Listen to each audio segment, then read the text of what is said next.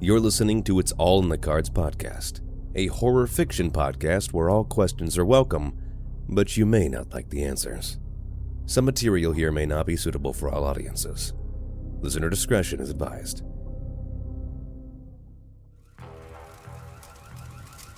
I took Charles at his word when he said he would be back.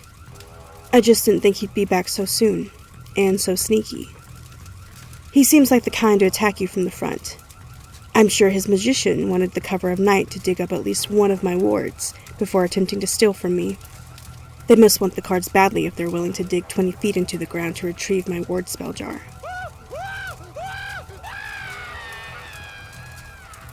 Sounds like someone can't help themselves from wanting to hurt me. I really hope it's Charles, but I doubt it. A guy like him has more than 2 lackeys, and I'm sure Blake and the magician would keep him from getting hurt. Hello? Hello, Miss Albright. This is Marcus with Tie Trek Home Security. Your alarm has been set off and notified us. I'm calling to confirm if this was a false alarm or if you're in need of assistance. Call the cops, Marcus. Someone's broken in and set fire to my store. I throw the phone on the bed, slip my sandals on, and run outside. Instead of going for the front door, I circle back beneath the stairs to peek into the window of my reading room. Flames devour the curtains, and my worst fear is realized. My reading room is completely engulfed in fire. You sorry bastards. I make a beeline around the corner to the front, but I'm stopped in my tracks. 2 men run down the sidewalk, one of whom is smoking, and relies on his friends to help him walk. He must have been the one on fire. Past them, on the far end of the building, is Charles, Blake, and the magician. I can't see them clearly, but I know it's them. And I know he has the deck of the Eternals. They say nothing as they turn and disappear around the corner. I push open the already unlocked front door and grab the fire extinguisher from the wall in the front room. Taking a deep breath, I pull the pin and do my best to put out the flames. Thankfully, the fire hasn't made it past the hallway yet. If it had made it into the main room, I'd be screwed. All my inventory would go up in flames in less than 2 minutes.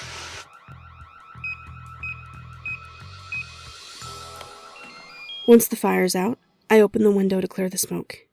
Then I turn my attention to the closet. Char stains the door, the handle scorching. I use my nightgown to grip the doorknob and pull it open. The fire didn't make it to the inside of the closet, but the smoke did.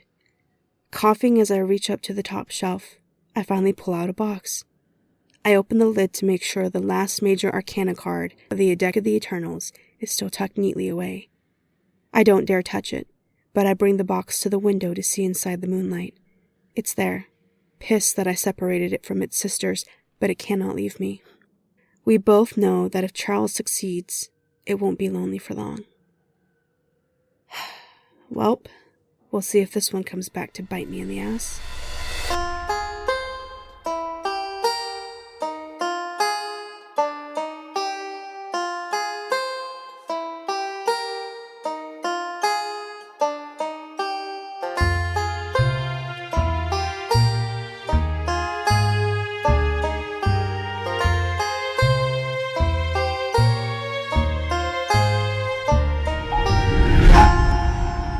It's All in the Cards, Episode 7, Fools Be 3. So are you going to tell me what happened to that man? Sam sits across the table from me, shuffling her deck. I sip on my morning tea, reading a smutty vampire book. It's been 2 days since my shop was set on fire, so my reading room isn't ready to entertain guests. We set up at the table by the window. I closed the shop for reading anyways. Might as well set up where I'm comfortable. Why don't you ask the cards? Because I want to hear it straight from you. I marked my page and put the book down. You said it yourself. The deck ate him. Could my deck do that? Could yours? That deck was forged by 2 high-ranking demons, a rare black diamond in the rough. Most tarot decks are made by humans, and like humans, tarot can be used for good or bad. Sam stopped shuffling. Okay, so other than demon-made soul-eating decks, how can tarot be used for bad? I propped my elbows up on the table and held my chin in my hands. Well, I recently had a woman come in asking to find out what her husband is doing when she's not around. Obvious jealousy notwithstanding, turned out she wanted to frame both me and her husband for her attempted murder. Now, do most evildoers aspire to such grand schemes? Probably not. But knowledge is power, and knowledge can be used either way. That's true, I just don't see why anyone would want to use the cards that way. Desperate people do desperate things. Speaking of desperate people, I need to ask you something. Oh? I was giving free readings at school, and one reading was really important, but I wasn't sure of my interpretation and don't think I really helped them. Would you mind giving them a reading? You already gave them a reading. But I don't trust that I'm right. If you don't trust your interpretation, you shouldn't be reading for other people. Confidence is part of tarot. You have to believe in what you're saying. Oh, that I was. I was confident that I wasn't sure, and I told them I would consult you. Jade, these guys seem really scared. It's her stare that does me in. That innocent, please help me stare with those big puppy eyes that are windows to her naive soul. She's young and unknowing, but she's almost as stubborn as me. Fine, but you're giving them another reading. I will just supervise. Okay, that sounds fair. And before you run off to fetch them, I want you to tell me about your reading. I really think you should hear their... I will hear their story when they come here, but I want to hear about your reading and your interpretation first. She puts her deck away and grabs her notebook. I lean over to get a closer look as she's flipping pages. You take notes of all your readings? I want to be able to check myself later. Make sure I didn't mess up the moment, or if I did, note that I messed up and do better next time. How studious of you. I snark, but honestly I'm impressed. This kid seems to have equal parts logic and feeling. She finally finds the page she's looking for. Okay, we had the moon, which I took to point to some sort of illusions, maybe someone trying to trick them. Then I pulled the devil, which I thought meant like something was trapping them. Could have been physically or mentally by the way they talked. The last card I pulled was the strength reversed, which I took to symbolize them being helpless against it and scared shitless of this thing. What exactly did they ask you to give them a reading on? They think something's haunting them. They asked me to confirm. Of course they did. How soon can you get them here? Actually, they're at the cafe across the street. Have they been here the whole time waiting on you to get the okay from me? Maybe? Call them over and let's get this done with.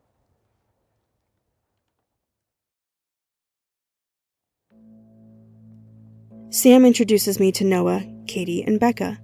I stand over the kids while they sit at the table. Noah is a scrawny thing, barely filling his shirt. He rubs his hands as if he's freezing. He sits between the girls. Katie has her orange hair dressed in different sized braids that frame her unsure face. Becca sits taller than either of them, her blonde hair cut short like Sam's, but hers is a dirty blonde that she twirls her fingers through as they wait. Okay, kids, why don't you tell me what's going on? All three look at each other, but it's Sam that sighs. Guys, I already told you Jade can help, but you have to tell us everything. After a silent second, Becca nods at Noah. Noah reaches behind him to the satchel he carried in with him. He pulls out a box from inside it. It looks like an old keepsake box, made from cherry wood that's been decorated with burnt art. A series of flowers runs around the sides of the box. Black vines stretch from end to end, and atop rests the sketch of a large sunflower. Noah sets it on the table, and I debate reaching for it with my magic. If something is tied to this thing, that's the quickest way to find out. But after dealing with the deck of the Eternals, I'm not so bold. Where did you get this box? My attic. Let me start from the beginning. Becca and Katie came over one day after school a few weeks ago. We hung out in the living room watching TV for a while, but then my mom asked us to go get something down from the attic, a box meant for a yard sale. My attic is huge, big enough for all three of us to go up in and move around comfortably, so we go do it. I pull down the hideaway stairs and head up. The light switch is at the top of the stairs once we get up there. It's just a small orange light that hangs in the middle of the room. We found the yard sale box easy. It was on top of a stack of boxes, beneath the light, but it was heavier than I expected. And when I pulled it down, I fell with it, crashing into the girls, and another stack of boxes. Jesus, Noah, are you trying to kill us all? Becca got the box off me while Katie helped me up. What in tarnation y'all doing up there? Nothing broke, Mom. Accept your dignity. Whatever it was, you better clean it up. Here, I'll take this down to her, you two clean up. We made sure Becca made it down the stairs with the box, and then Katie and I turned back to the mess of boxes. Some of them stayed closed, but a few flung open. Probably weren't even closed to begin with. I love a good treasure hunt. This is a bunch of junk. You have no idea what antiques are worse than major cash. Your mom could be sitting on a gold mine and not even know it. Let's go through some of it as we clean. Are you an avid country music listener? Join me, Miss Helen, and producer Kyle on the Texas Toast podcast, where we talk with some of country music's biggest stars, like Parker McCullum, Josh Abbott, and Pat Green, as well as my favorite part, new upcoming performers and songwriters like Dylan Gossett and Braxton Keith. We learn all about their journeys into music and what makes them tick, along with never-before-heard stories about the making of their songs. Join us every Tuesday and Friday wherever you get your podcasts, and you might just learn about your new favorite artists. I took her lead. We stacked the boxes that stayed closed in the corner and dragged everything flung on the floor to the light in the middle of the room. As suspected, most of it was junk. I forgot that most of these boxes were from my grandmother's house when she passed. Mom said she just didn't have time to go through it all, but I thought it was just hard for her to let go of some stuff. That's when we found it. The box was wrapped in a ratty handmade blanket. Not only was it locked, but the creases were glued shut. The longer we looked at it, the more I felt something was off. Like some light left the room, and the darkness of the corners crept in. Katie took it from me, her mouth hanging open. Oh my goodness, that is beautiful. What's beautiful? Becca popped her head in from the stairs as she made her way back up. Katie tries to open it, but to no avail. This box. It might be an old jewelry box, or music box? Can't really tell until we open it up. Do you think there's a key somewhere? Even if there is a key, it looks sealed shut. Give it here. Becca takes it from Katie. Careful! Don't break it, you musclehead! We can always get a new lock for it. I'm worried you'll crack the lid! Becca held it up over her head, well out of Katie's reach. As she held it up to the light, I noticed something on the bottom. Something that ran a chill down my spine. Ladies, I think we need to put it back. That box was my grandmother's. I remember her and Mom both telling me never to open it. Please give it back. They both looked at me, completely convinced of doing the exact opposite of what I just said. Becca turned her back and hunched to protect the box from Katie while she pried it open. Just let me. No, give it! The lid gives and Becca holds it open for us to see, but the moment the box opens, another chill runs over my shoulders. Something in the corner drew my attention. But I knew nothing was there but the boxes we just restacked, sitting in the darkness. At least that's what I thought. See? I didn't break anything but the lock. Listen, I'm glad you are as strong as your brother, but could you not when it comes to delicates? I opened it, didn't I? You'd never know what's inside if you didn't have me here. Let's just take a look. We huddled together as Becca laid the wooden box on top of the stack of boxes. The things inside weren't your run-of-the-mill keepsakes. It did have some pictures of people. I had no clue who they were. Must have been my grandmother's parents or grandparents or something. There were also some coins in there. One was yellow with some grime, but I could make out a female figure in the letters O-T-Y. Then we found some stranger things. Katie pulled out a ribbon that was knotted up with human hair. What in the world? Maybe someone got it stuck in their hair and just decided to cut it out? What about this one? At first, what Becca holds up looks like a short piece of rope with strands of hair neatly wrapped around it. The strands were tied in a clean knot. No way someone was just having a bad hair day with that one. The urge to look over my shoulder at the dark corner hits me again, but I shake it off. Okay, we're putting it back and making it look as shut as we can. Katie, get the blanket and wrap it up, please. Hopefully Mom never comes looking for it. We quickly shut and wrap it up. I let Katie put it back where we found it, and then we filed down the ladder, and quickly forgot about it all.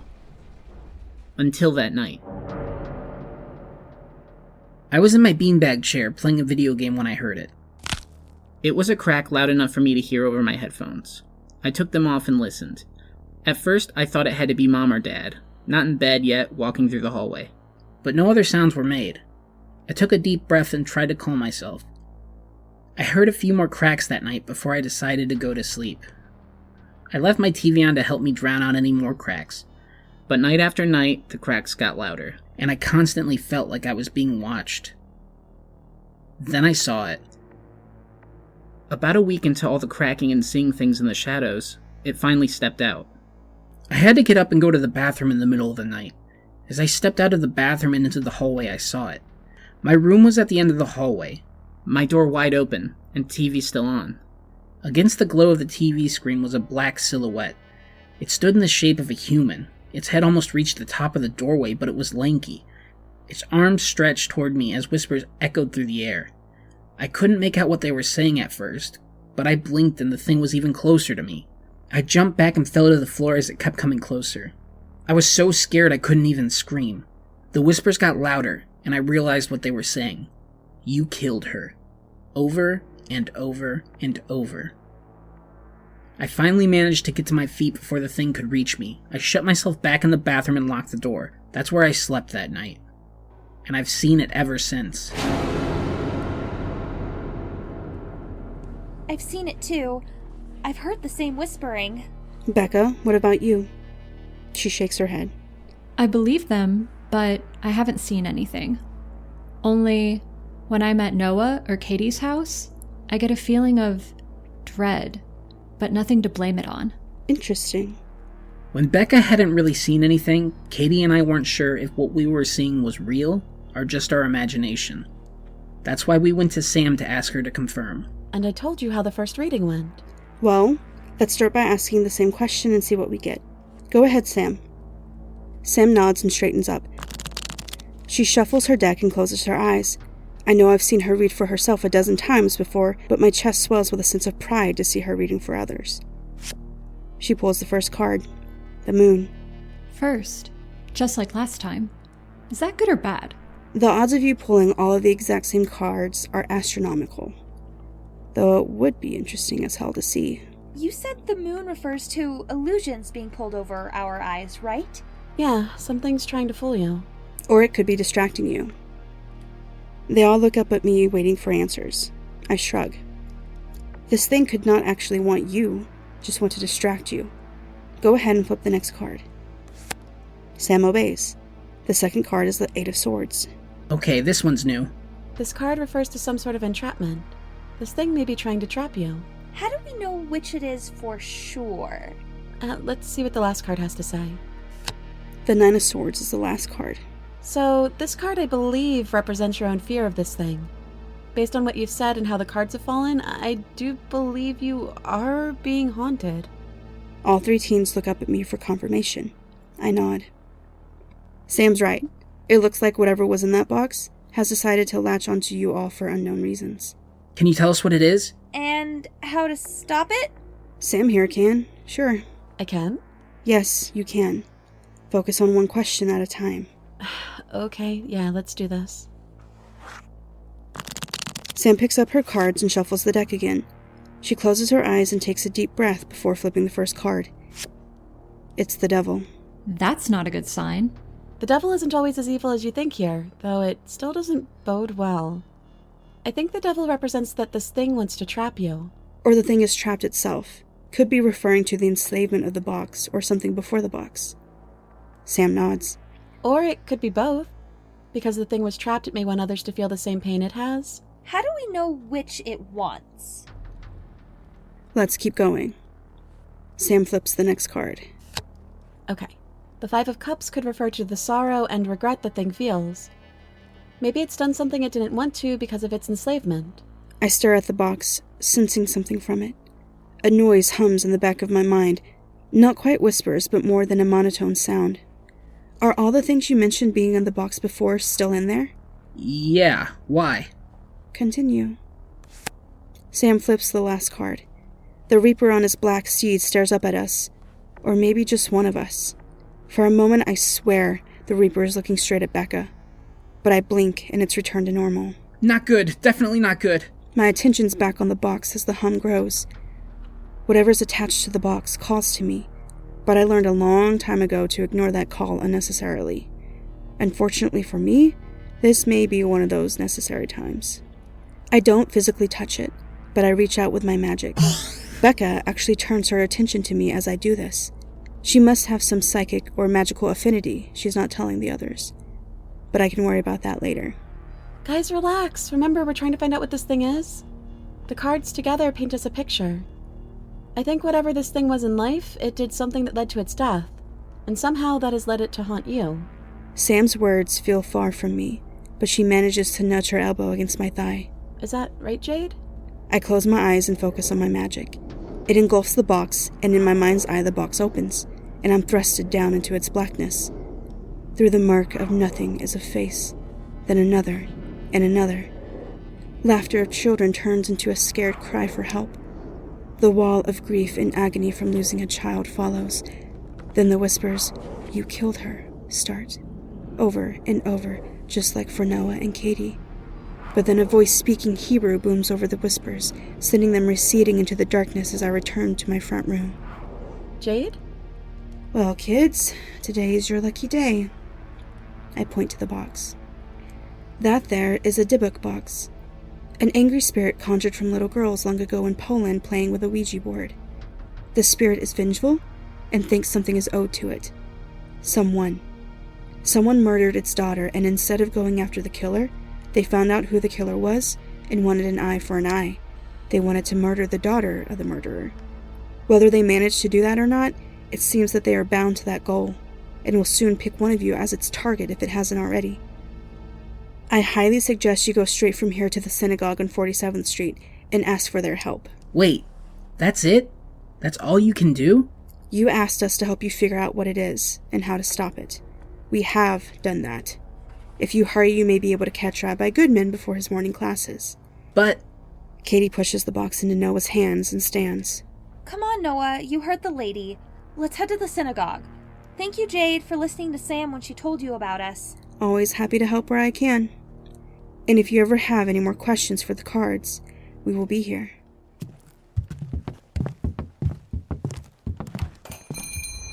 Sam stays instead of going with them. That concludes our lesson for the day. So I did good? You should learn to speak more confidently. You don't need me to read the cards for you. No, but it seems like you do more than just read cards. I can't do what you did. Oh? What do you think I did? I saw the faraway look in your eyes. You weren't here with us for a minute. You were reading the box, just not through the cards. When do I get to learn that? I don't like where this conversation is heading. I pick up my smutty vampire book and open to the last page I was on. That is not something for me to teach you. That is just something I do. You aren't just a tarot reader, you're a practicing witch. You sell spell jars and spell candles on a slow day and give psychic readings like you just did on an exciting day. I want to learn your path. You can't. At least not from me. If you're going to stick around, I can put you to work. But other than tarot and cashier training, you're not getting anything from me. But Jade, you may be the only one I said no. Go home. Come back when you're ready for another tarot lesson. I feel her gaze on me as I keep my eyes on my book. She's not getting anything else out of me today.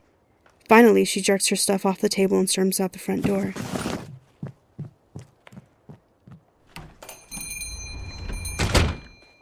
Yep, definitely stubborn.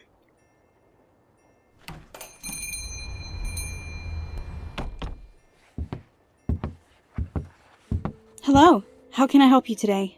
I'm almost positive you can't help me. Yeah, but I told myself I'd try everywhere. Well, what is it that you're looking for? It's a book. I found it once on the internet, and then it just disappeared into the void. I'd only been reading a sample. The title had something to do with lights, or glass.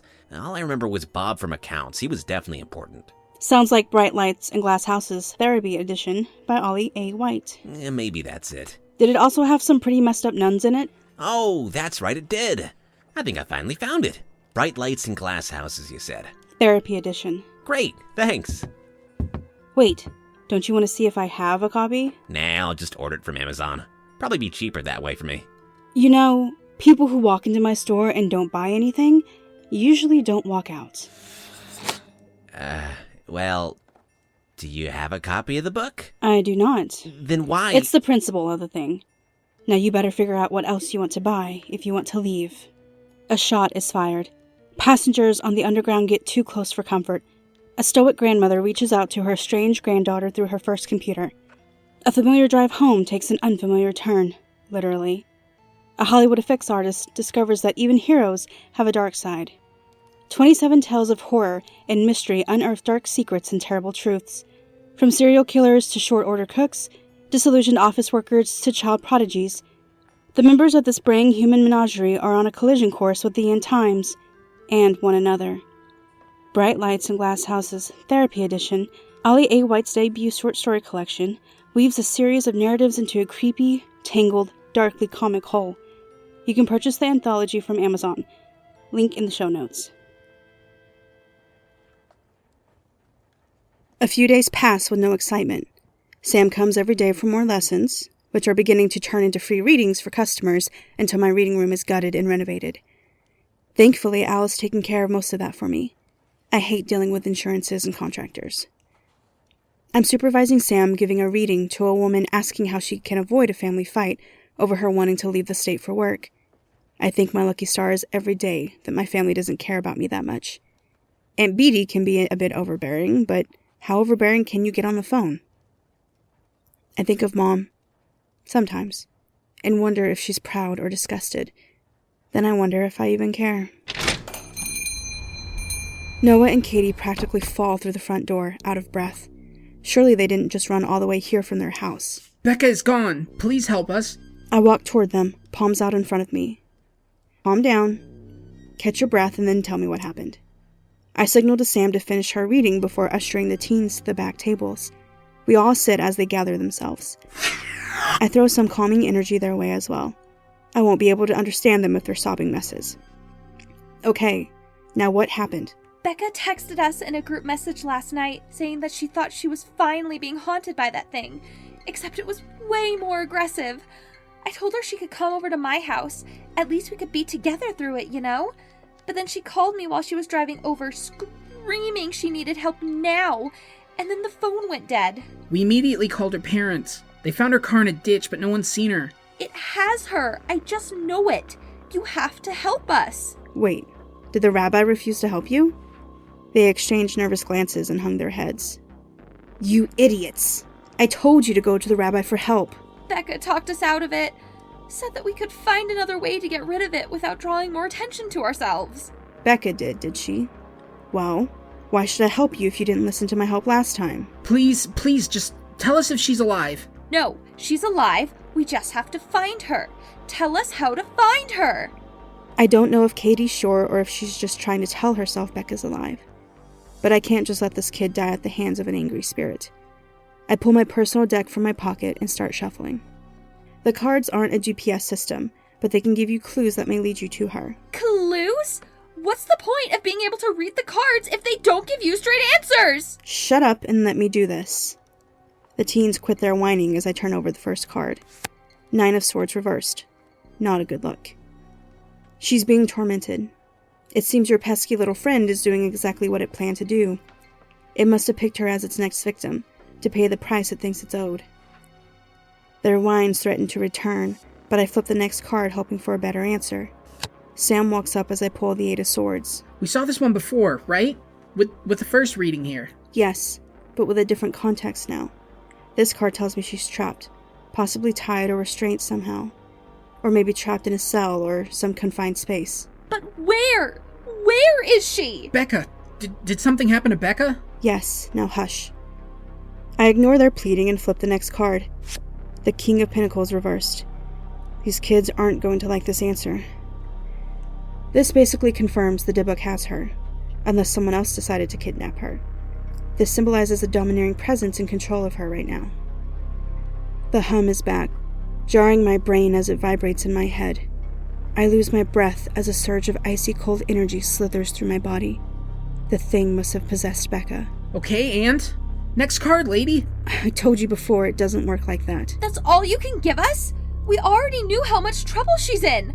Come on, you've got to be able to do something else. Her life is on the line. Hey, I warned you brats before to go to the rabbi and you didn't. This isn't my fault. Enough! Both of you. You're right. We should have just gone to the rabbi, but we didn't. We can't change the past. Just, please, help us now. A level-headed one in the bunch. Did you happen to bring something of hers with you? Noah shakes his head, but Katie raises her hand to reveal a bracelet of multicolored string around her wrist. She made this for me. It's a friendship bracelet from like 8th grade. Why? Can it help? Sam and I lock stares. I haven't told her about my particular skill sets yet. She knows she's grasping at straws, but if I take it, it's going to confirm her suspicion. Stubborn ass. It'll have to. Hand it over. She yanks it off and shoves it in my hand. I roll the beads in my fingers and concentrate. I open myself to the story the bracelet has to tell me. The warm sparkle of friendship spreads over me, erasing any cold lingering from the effects of the reading. I see Katie and Becca, the day they exchanged friendship bracelets. I see so many wonderful days of laughter, with a few days of fighting, and then Noah joins in. Then the box flashes into view. The whisper's loud hisses in my head. Becca's screams drown it all out. Everything goes black, and then I see the blood-stained bracelet on Becca's wrist, tucked in between strands of rope binding her hands together. My eyes blink as if I'm not in control, as if I'm in Becca's body as a spectator. I pay attention to the details I see. Bags of concrete mix are stacked in a corner across from us. Trees peek through the sole window, the sun's rays dancing between the branches. There's a door in front of me, but I know it's locked. It knows I'm here. That oppressive cold tries to latch onto me, but I pull back before it gets a firm grip. I don't think it will follow me. I think it just wants me gone, which means Becca doesn't have a lot of time. She's in some sort of small shed, with one window. It looks surrounded by trees, so maybe someone's backyard or deep in the woods. It has construction supplies in it, too. That sounds like our old mill treehouse. Do not go there alone. Tell the cops, and then call the rabbi and have him meet you at her house. You tell the parents everything. Noah, if your mom knew about the box, then you can get her to confirm this is all true, and the rabbi needs to perform the ritual. Can't you come with us too? No. Cops and parents alike don't take kindly to tarot readers meddling. I would just hurt your credibility. It has to be you. Katie grabs Noah by the shoulders and nods. Okay, we got this. Thank you so much. Noah, come on. Sam stares at me as if waiting for permission. If you feel inclined to try to help them, then by all means. But I know how this story plays out when I try to. Sam narrows her eyes and shakes her head. I'll make sure they get the rabbi. Have at it. Before she makes it out the door, I can't help myself. Sam, be careful. Don't meddle more than you have to. She smiles at me. You have your skills, I have mine.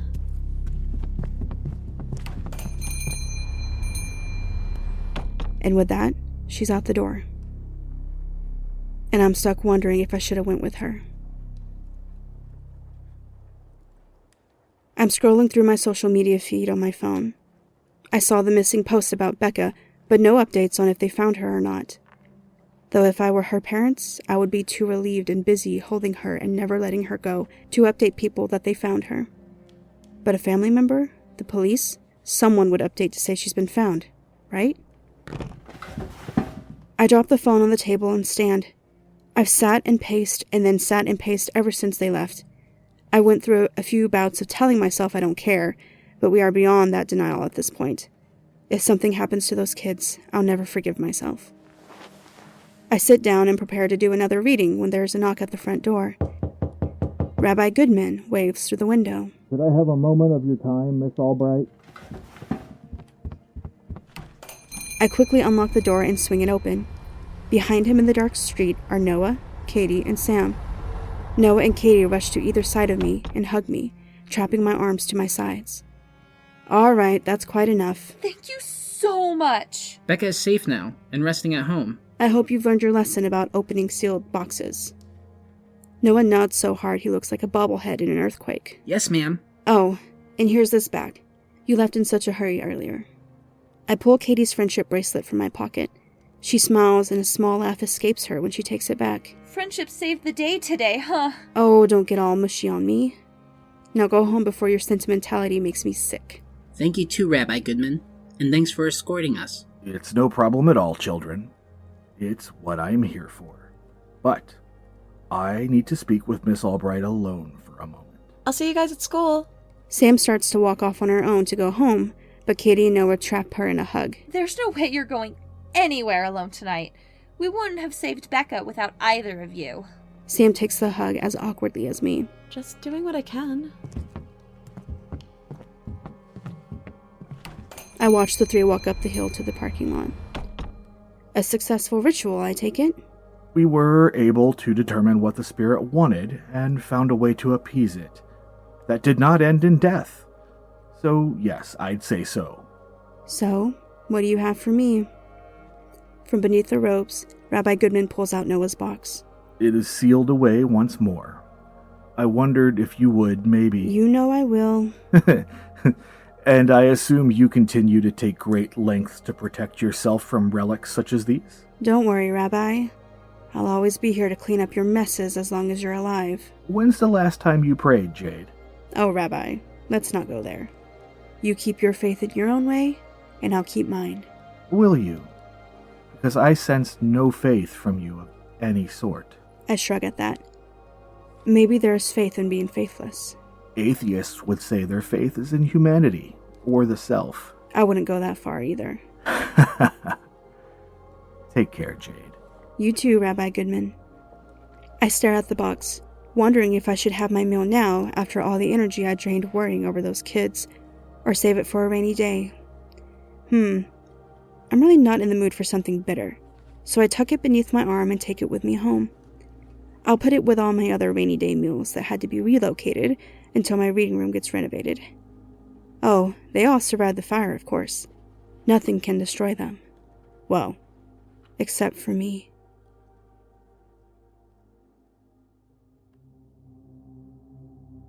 Hi, listeners. Looks like Jade's protege is starting to get the hang of this whole tarot thing. But with her newfound spiritual affinity, what horrors await Sam in the future? And will they be her own demons to face? Or Jade's? We've got a fun surprise coming your way here soon. Charles and his associates have their own spin-off series that will be a Patreon exclusive. Episode 1 will be available to subscribers in February, but you can expect a teaser for it very soon. This episode of It's All in the Cards podcast was written by Ashley McAnelly.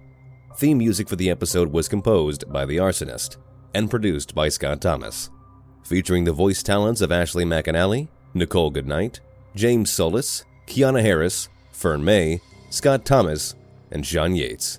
To find out more about our podcast, be sure to check us out on Facebook, where we now have our very own group fan page. You can also find us on Twitter from @It'sAllInTheCard and TikTok from @It'sAllInTheCards podcast. Links are in the show notes. And remember, listener, it's all in the cards.